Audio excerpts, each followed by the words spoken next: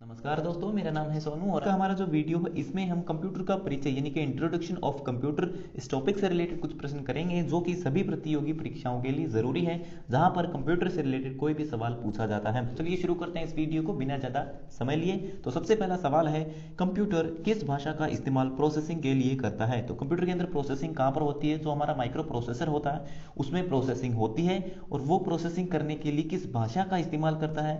वो इस्तेमाल करता है बाइनरी लैंग्वेज का, जो कि ऑप्शन बी यहाँ पर आपका सही है।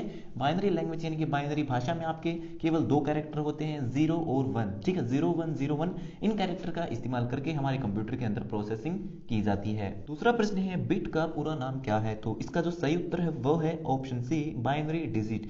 मैंने अभी आपको बताया था कि जो आपके बाइनरी नंबर होते हैं जिनका इस्तेमाल करके हमारा कंप्यूटर प्रोसेसिंग करता है, तो उसमें केवल दो नंबर होते हैं, एक 1 दूसरा 0। ठीक है, तो 0 और 1, तो कोई भी एक कैरेक्टर, इसने कहा कि बाइनरी डिजिट यानी कि कोई भी एक डिजिट, या तो वो एक 0 है या फिर वो एक है। ठीक है, मतलब या तो वो एक है या फिर वो 0 हो, तो इनमें से कोई भी एक कैरेक्टर, ठीक है, एक बिट कहलाता है। तो दूसरे प्रश्न का ऑप्शन सी आपका सही है। तीसरा प्रश्न है, MP3 क्या है? तो MP3 जो है वो एक साउंड फॉर्मेट है। आपके मोबाइल के अंदर जितने भी आप म्यूजिक सुनते हो, गाने सुनते हो, तो उन सभी फाइलों का एक एक्सटेंशन नेम होता है। वो क्या होता है? वो होता है MP3। ठीक है, तो वो क्या, वो एक साउंड फॉर्मेट है। इसके अलावा आपके कंप्यूटर के अंदर, ठीक है, पावर पॉइंट के अंदर आपको कुछ और साउंड फॉर्मेट देखने को मिलते हैं, जैसे कि डॉट वेव और डॉट मिड। तो डॉट वेव और डॉट मिड ये दोनों फाइलें क्या है? ये भी आपकी जो है साउंड फॉर्मेट है, जो कि आपका कंप्यूटर पावर पॉइंट में जो है इस्तेमाल की जाती है जब भी आप उसके अंदर कोई साउंड, कोई म्यूजिक अगर लेना चाहते हैं। चौथा प्रश्न है, सी, कोबोल, पास्कल, जावा आदि किसका उदाहरण है? तो ये चारों क्या है? ये एक प्रोग्रामिंग लैंग्वेज है, और ये चारों जो है हाई लेवल की प्रोग्रामिंग लैंग्वेज है, जिन्हें हमारा कंप्यूटर डायरेक्टली समझ नहीं सकता है। हमारे कंप्यूटर को इनके द्वारा लिखा गया कोड अगर हमें समझाना है तो उस कोड को हमें जो है ऑब्जेक्ट कोड यानी कि मशीन लैंग्वेज में बदलना होता है। ठीक है, तो चौथे प्रश्न का ऑप्शन बी आपका सही है, ये सब हाई लेवल लैंग्वेज है।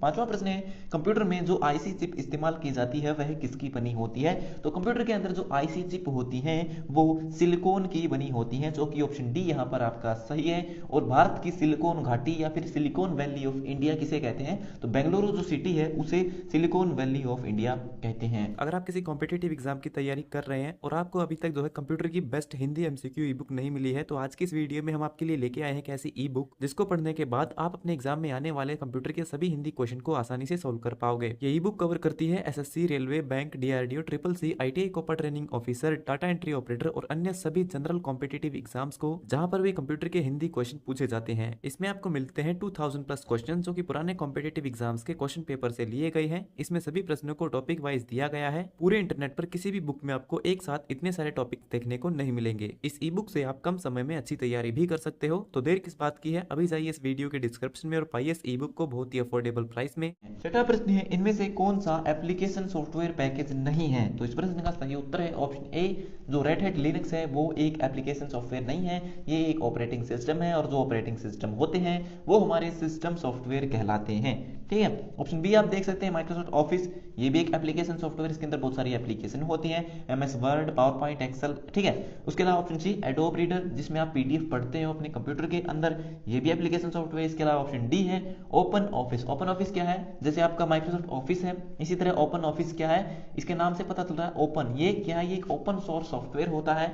इसके अंदर भी आपको बहुत सारे जो है एप्लीकेशन सॉफ्टवेयर देखने को मिलते हैं, जो कि बिल्कुल फ्री होते हैं, इनके लिए आपको कोई पैसा पे नहीं करना होता है। ठीक है, सातवां प्रश्न है, सबसे पहले कंप्यूटर को किस भाषा में प्रोग्राम किया गया था? तो जो पहली पीढ़ी के कंप्यूटर थे, ठीक है, उनको प्रोग्राम करने के लिए जो है मशीन लैंग्वेज का यूज किया गया था, जो कि ऑप्शन ए यहाँ पर आपका सही है। और मशीन लैंग्वेज आप सब जानते हैं, ठीक है, आज भी हमारे जो कंप्यूटर है वो सिर्फ और सिर्फ मशीन लैंग्वेज को ही समझ सकते हैं। ठीक है, और मशीन लैंग्वेज कौन सी होती है? जो आपकी 0101 कोड होते हैं, उनके माध्यम से जो प्रोग्राम हम लिखते हैं उसे मशीन लैंग्वेज कहते हैं। आठवां प्रश्न है, वह डिवाइस जो सूचनाओं को कंप्यूटर में भेजता है। तो कंप्यूटर के अंदर किसी भी सूचना को भेजने के लिए हम इनपुट डिवाइस का यूज करते हैं, तो ऑप्शन ए यहाँ पर आपका सही है। और सूचनाओं को वापस निकालने के लिए, बाहर भेजने के लिए हम आउटपुट डिवाइस का इस्तेमाल करते हैं। नौवां प्रश्न है, प्रिंटर, कीबोर्ड, मॉडेम आदि डिवाइस और किस नाम से जाने जाते हैं? तो कंप्यूटर के ठीक है, जो आपका कंप्यूटर है उसके आसपास जितने भी डिवाइस हैं, आपका कीबोर्ड है, माउस है, प्रिंटर है, आपका स्कैनर है, इसके अलावा जो स्पीकर्स हैं, जितने भी डिवाइसेस हैं जिन्हें आप कंप्यूटर के साथ जोड़ सकते हो, तो वो सब डिवाइस आपके पेरिफेरल डिवाइस कहलाते हैं, जो कि ऑप्शन बी यहाँ पर आपका सही है। और ये शब्द आपने कई बार जो है पढ़ते समय सुना भी होगा। 10वां प्रश्न है, प्रिंटर किस प्रकार का डिवाइस है? तो प्रिंटर जो है वो एक आउटपुट डिवाइस है। ठीक है, ये क्या करता है, ये हमारे सॉफ्ट कॉपी डॉक्यूमेंट को हार्ड कॉपी में बदलने का काम करता है। तो जो हमें प्रिंट निकल कर मिलते हैं प्रिंटर के माध्यम से, वो सब हमारे हार्ड कॉपी डॉक्यूमेंट कहलाते हैं। तो 10वें प्रश्न का ऑप्शन सी यहाँ पर आपका सही है, प्रिंटर एक आउटपुट डिवाइस है। तो ये हो गए हमारे आज के सभी प्रश्न कंप्लीट। सो वीडियो देखने के लिए धन्यवाद। अगर आपका कोई सवाल है तो आप कमेंट बॉक्स में लिख करके पूछ सकते हो। तो मिलते हैं हमारी अगली वीडियो में, तब तक के लिए नमस्कार।